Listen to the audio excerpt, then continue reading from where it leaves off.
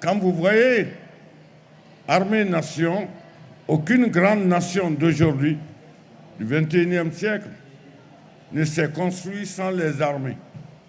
Les nations que nous envions aujourd'hui ont été construites par les militaires.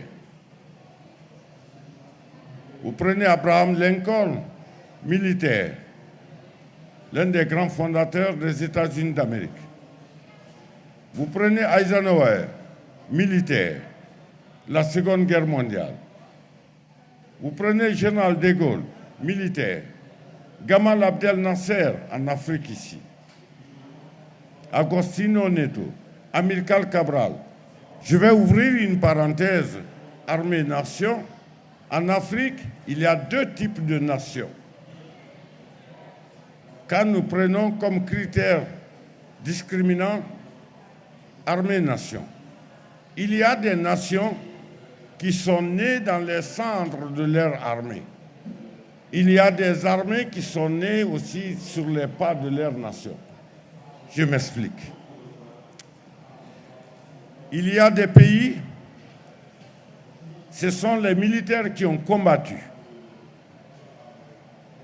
avec des politiciens militarisés. Quand vous prenez Amilcar Cabral, il n'était pas un militaire au départ, il a été formé militaire. Vous prenez Agostinho Neto, il n'était pas militaire au départ, il s'est militarisé. Vous prenez Fidel Castro, avocat, il s'est militarisé. Pour dire que rien de grand, rien de sérieux, rien de solide ne peut s'accomplir dans une nation sans son armée, sans son bras armé. Je disais à l'entrée que l'armée, c'est la colonne vertébrale. On peut perdre un bras, on peut perdre un pied et vivre. Mais lorsque la colonne vertébrale est cassée, la tête s'incline. L'État, les dirigeants politiques.